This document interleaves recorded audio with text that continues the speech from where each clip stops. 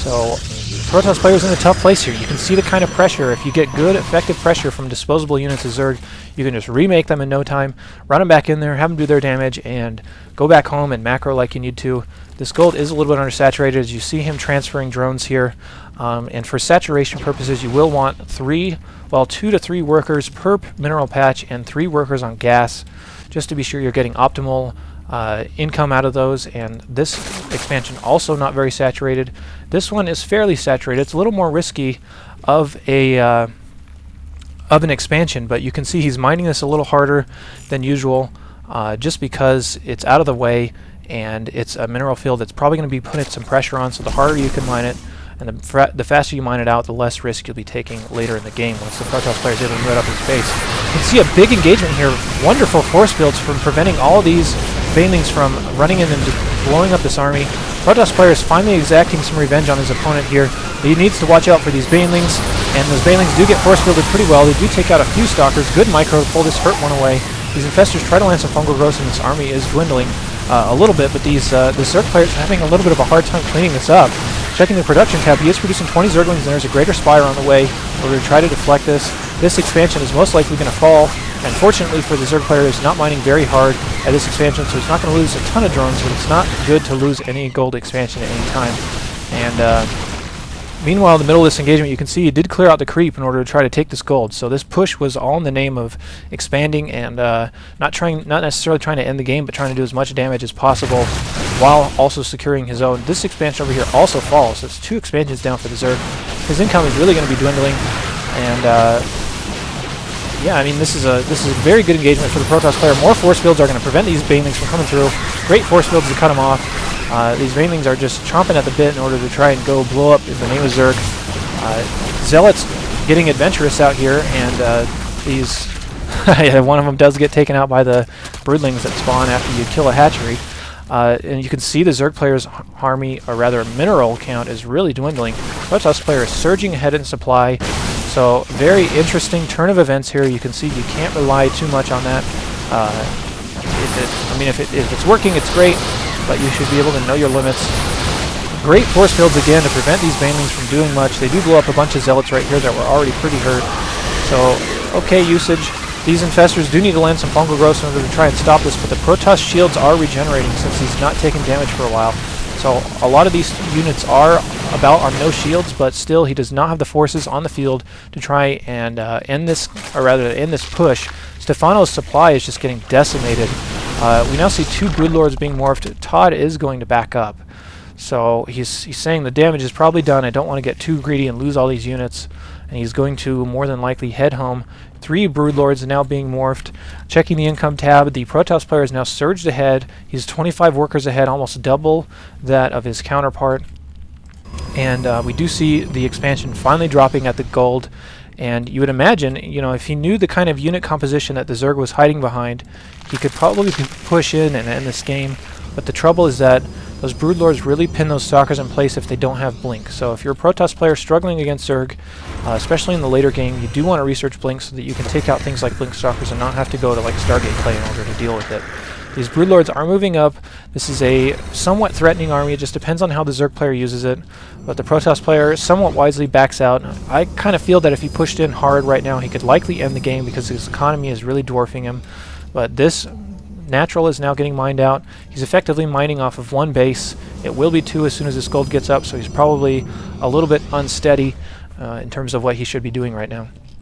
2 more Broodlords coming out. There's going to be a ton of Broodlords on the field, and if he positions them in this little space, which it looks like he wants to do, he'll be able to siege any units that come right here, and they will likely not be able to fire back. So this is really good Broodlord positioning in order to try to deny this Nexus. This Nexus will complete, but it's just a matter of if the Protoss player can now fend this off. Now you can see the Colossus are really going to work on those Broodlings that come out of the Broodlords, but that's not doing a whole lot if you're only stopping the Broodlings, because the initial land of that attack still does damage. These Broodlords really need to be careful here. You cannot afford to lose them. More infestors are here to land some fungal growth and bother the Protoss player. He is preventing the advancement, so he's keeping these Broodlords well protected. It's a really smart strategy to just stop any units in their tracks that might be trying to advance and take out these Broodlords. And again, you can really see the effectiveness of Broodlords, especially when the Protoss player does not have Blink, to blink right under these Broodlords and just snipe them one at a time. So good engagement you hear, and you can see the Zerg lost almost no units in that battle. He lost his Banelings and whatnot. He still actually does have a few Banelings sitting back here. But Banelings, for all intents and purposes, are pretty expendable. He's being very careful with this. I'd like to see him back up this Broodlord so he does not get taken out like that. And you need to really be careful here. He cannot lose his Broodlords because it's essentially all that he has right now. Really abusing this cavern so that he cannot be taking fire right now. This is almost the time where you have to switch into Stargate play, and we do see that from the Protoss player. He is going to throw up a couple Stargates, likely to put out either Void Rays to deal with those Brood Lords, which are a armored and massive unit, so they get a lot of damage bonuses on the Brood Lords. But the Protoss player is in a tough spot here. He has banks and minerals in order to try to fend this off, and if he did have some Void Rays out, he would clean this up pretty easily. But he is now mining from only one base, while the Zerg player has actually not expanded. He's getting really aggressive with this push. He is distance mining on these drones, and this mineral patch is effectively mined out. It will be mined out in the next minute or so. So both of them really struggling for economy here. This is like starting game numbers or worse, even though one player has 53 and the other person has 30 harvesters. Distance mining on this patch here is almost worth it, because if you place a hatchery down, it's going to cost 300 when there's not all that much left here. There is a couple thousand left, but if you can get away with distance mining for a little while, especially when you're so low on harvesters and especially when you're just killing for cash, it's not a bad choice for the time being. Both players are just crippled. I mean, this has just been a really great game of just back and forth, and it oftentimes will just leave both players in a worse situation than when they started out with. And whoever recovers from that is essentially going to win the game. So we'll see who is able to recover from that the best. A good Baneling goes off, killing what I would presume at least a couple of probes. I didn't quite see that. The other thing about this fungal growth is that they do have a lot of these units in the red. So one fungal growth will almost remove their shields on these stalkers, and then another fungal growth will basically kill them. So he needs to be careful, especially with these infestors walking around. These spells are now free. He just has to wait for the energy to recharge. 4 Void Rays are on the field, and if those Void Rays can go around and pick off these Broodlords, that will be huge.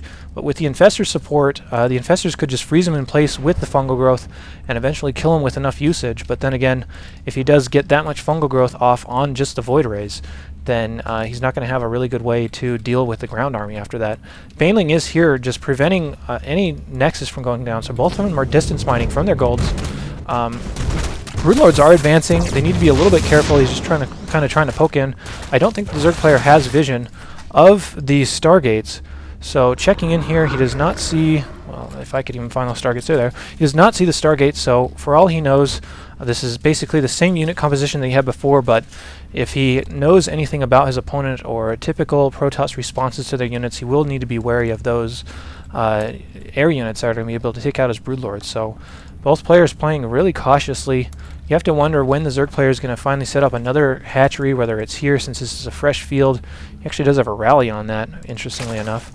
And or whether the Protoss player is going to finally get established at this gold. He does now start the Nexus and checking on the economy. Zerg has no gas income at this point, so he's probably really hurting for stable resource income, so he really needs to drop a hatchery, whether it's here or here, because he still has a fair amount of resources left at the 3rd base. So it kind of just feels like the Zerg player is playing a little too passively.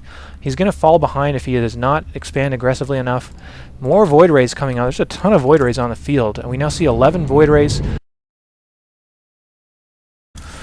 Okay, well, I am back. My power just went out in the middle of this cast, so I'm trying to get back to it where we left off. So you'll notice a little odd jump there in the editing of the video. Won't really make a lot of sense, but nevertheless, my power has returned, and I am back to casting. So where we left off was this 11th Void Ray was popping out, and we're noting that both players' economy is really just getting crippled here, especially the Zerg's, because he is really refusing to drop an expansion here, which wouldn't be that great of an investment since he is distance mining those almost all the way out. Or if he did drop an expansion right here, which would be a lot more viable in order to keep his production going. Checking the units tab, there is a huge number of Broodlords, but there's also a huge number of Void Rays on the field. And if those Void Rays somehow get out of control, then that's going to be a lot of trouble, because the like we mentioned before, the Brood Lords are armored and they are massive, so the Void Rays get 2 bonuses on there. A lot of Spore Crawlers going up here for the Zerg player back in his main, and he does have quite a few queens on the field, 6 queens on the field, even though there's not any real hatcheries doing anything. You can see there are larvae actually dying because he's reached his max number of larvae on this hatchery. 14 Void Rays now on the field. It's a huge Void Ray flock, and the interesting thing about these 2 compositions is that the infestors can fungal growth the Void Rays basically to death, since they have so much energy sitting around, and they will eventually get them, but these Broodlords are defenseless from the Void Rays otherwise, so this will be a weird engagement coming up here, I presume. He is advancing his Spine Crawlers here, or rather Spore Crawlers, while also spreading his creep at these queens. This is really strange. It's basically a slow push with Broodlords, which are very slow, Spore Crawlers, which you obviously have to root and bring back up and walk around if you need to, which he is doing right here. So we'll see what happens in this engagement once these 2 forces finally clash. They eventually will sooner or later, but he is putting up a whole bunch of these Spore Crawlers for anti-air against those Void Rays. This is a really good decision, but this should be prove to be an interesting battle. Neither player really wants to overcommit here because their incomes are both still down in the dumps. The Protoss player does have a decent income now, 10 times more than the Zerg player, because he does have this gold secured. Broodlords are being a little bit careful. He does take down the gas, but here come the Void Rays. They're going to try to push in. He might lose 1 Broodlord here, but no, this Broodlord actually gets away with 11 health. Good, careful engagement by both players there, not being too sure about whether they should be pushing in or not, and always erring on the side of caution is going to be the best, especially as the game winds down here. These queens are caught off creep. They need to be really careful because they're super slow off creep. The army does advance. We've not seen any fungal growth drop yet. These queens are taking the brunt of the damage. A huge fungal growth on all these Void Rays. This 1 Void Ray is going to go down. Really strange engagement here.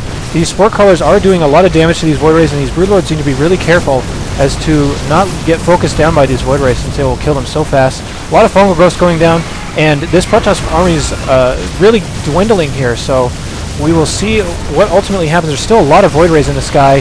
Another huge fungal growth on them. These queens are using transfuse on these Broodlords to keep them alive for a little longer. The numbers are dwindling for both players, though. All these Void Rays are in the red or the orange, so we'll see them go down quickly. And both players, again, clash and again have almost nothing left after the battle to show for it. There are no more infestors on the field, at least in this army, and the Void Rays are all in the red. The queens can fight the Void Rays, and here come the Spine Crawlers advancing again. Again, this is really unusual. You usually see this with like Terran, with bunkers and tanks and turrets trying to push up like this. So I have personally not seen this before, but it's a good idea because these are pretty cheap, and they do damage these Void Rays quite a bit. These Void Rays are going after the Queen, but they do take some shield damage, which isn't a big deal if you can heal him back up. This Void Ray almost dies. He is going to die if he pushes in again. Down he goes, and the Protoss player's army is really dwindling now, even though he does have the superior economy. So the Zerg basically just saying, I have better units than you do, and I'm going to push across the map and take you over eventually. So these Colossus are just doing nothing but trying to hold the dam and keep this thing from just blowing up in his face. Checking the production tab, more Void Rays on the way, trying to clean up this force. It's really the only chance that he has, again, since he did not research Blink on those Stalkers. And we are now down to, essentially, they're both in the same positions. Both of them almost have nothing to show for their mining. They're both down to under 30 harvesters, and they're both distance mining pretty hard. So you have to wonder at some point if the Zerg is ever going to commit to just putting down a hatchery. Here come the Void Rays into the Zerg main, or rather where the Zerg's drones are long distance mining, trying to take down these queens, and eventually just going to start picking off drones left and right, leaving him with absolutely no economy. More queens coming in here to reinforce. This Protoss player is smart by coming off the creep in order to engage these drones. These queens are super slow off the creep, and these Void Rays are going to have a fun time picking on these poor drones. Meanwhile, the Broodlords are advancing, but they did overcommit. There are no more Spine Crawlers here to show for it. There's 2 battles going on at once. These Broodlords are going to get taken down. He really needs Queen support right now, so it's a very smart move to split up his Void Rays like this and try to divert the attention of the Protoss player. Good transfuses going off here. There are still 6 Broodlords in the sky.